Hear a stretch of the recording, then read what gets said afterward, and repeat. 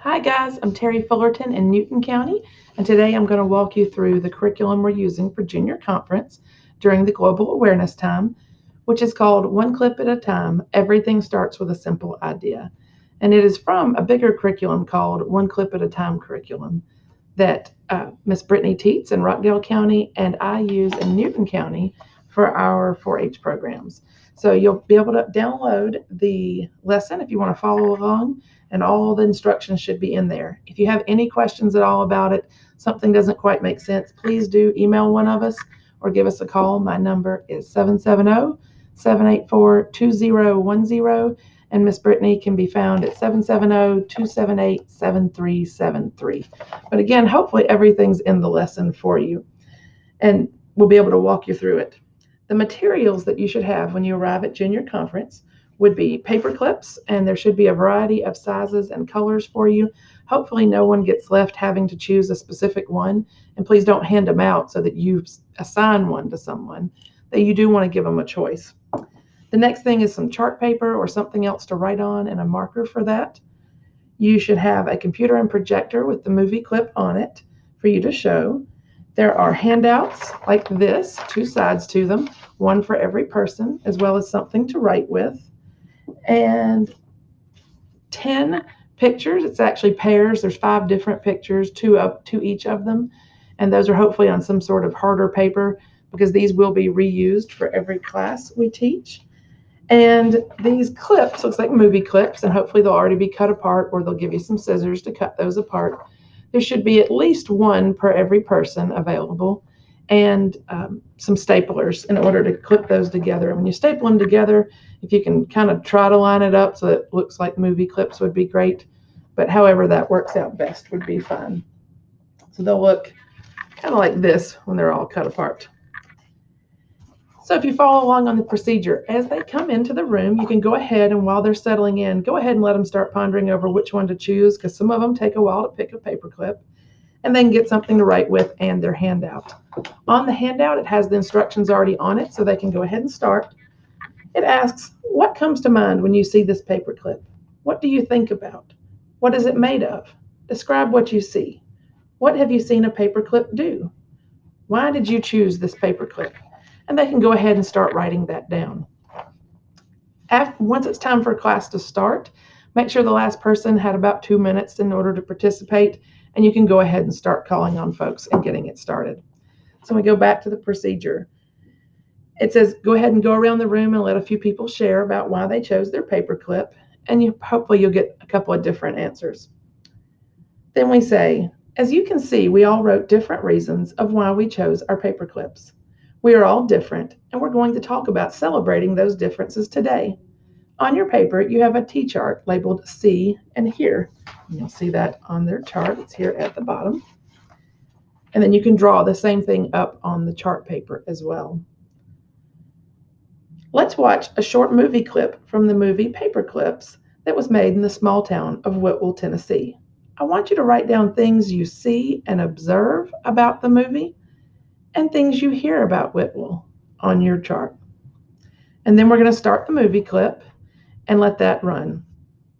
At the end of the movie clip, turn that over, you want to ask what they wrote down and try to summarize some of those on the T-chart that you've made up in front of the class. You might ask someone else to do the writing for you so that you can facilitate the conversation better, or you may be more comfortable doing it yourself. Once you've had some discussion of the things they saw and heard in the clip, ask, what does the word prejudice mean to you? And give time for some answers. And then we provided the answer here. According to the Merriam-Webster Dictionary, prejudice is a preconceived judgment or opinion, an adverse opinion or leaning formed without just grounds or before sufficient knowledge, or irrational attitude of hostility directed against an individual, a group, a race, or their supposed characteristics. So how did they describe the town of Whitwell in the film? Does it sound like a place that can make a difference in this world? And see what sort of answers you get. Well, they did make a difference. They took a simple idea and turned it into this wonderful project. One student questioned what 6 million looked like and they started collecting paper clips to represent all the lives lost in the Holocaust. It turns out there were actually 11 million people killed in all, 6 million Jews and 5 million others, for differences including their religion, how they looked, political differences, or just because they were homosexual or disabled. These students took a simple idea and turned it into a tribute to those lost in the Holocaust. Next, let's dig a little deeper into these differences, things we might think about people just because they might be different from us. I have some black and white pictures of people. I want you to work in groups and on the back of your handout, answer the questions. At this point, you want the room divided up into 10 groups, preferably, because we have 10 photos to work with. So I'm hoping that's 2 to 3 people per group. If there are not enough to have at least 2 in all those 10 groups, then you may just be short one of the pictures and combine down to like 8 groups for the 4 pairs of pictures, and so on. But you'll pass out the pictures to each group, and there are a variety of pictures in here. The ones that have an arrow, it is because the arrow is pointing to the person that they're supposed to be thinking about, because it's a group photo. Each of the pictures is of someone famous that chances are most of the kids will be familiar with, but we're not going to tell them in advance who they are. We don't want them to be thinking specifically about the person before they've answered the questions.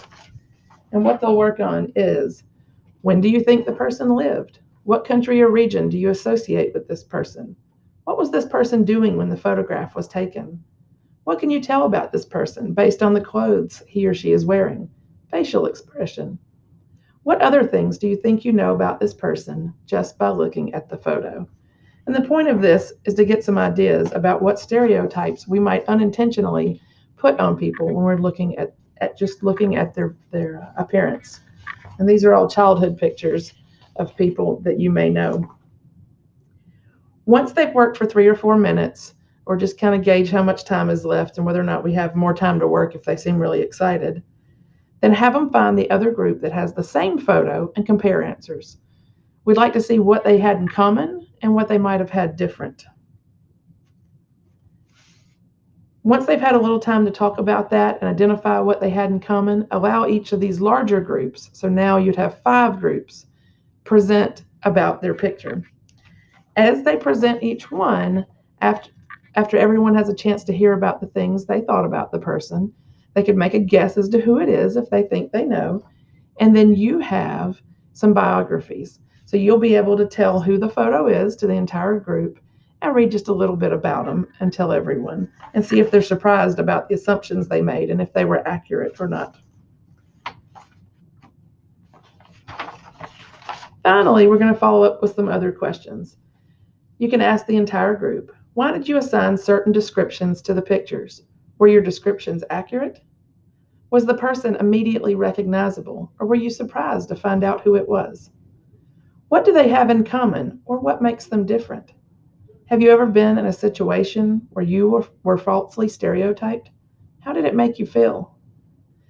For any of those, you may get a lot of answers or only a few, but please be watching the time because we want to make sure we don't run out of time for the very final assignment.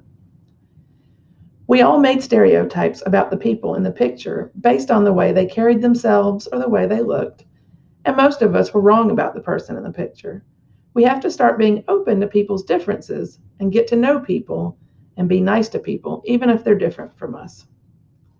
We're going to start that trend today at Junior Conference of Kindness, one clip at a time. In the same way that Whitwell gathered 6 million paper clips and then 11 million paper clips, just one clip at a time, we're going to add up our acts of kindness one clip at a time. You have slips of paper at your table.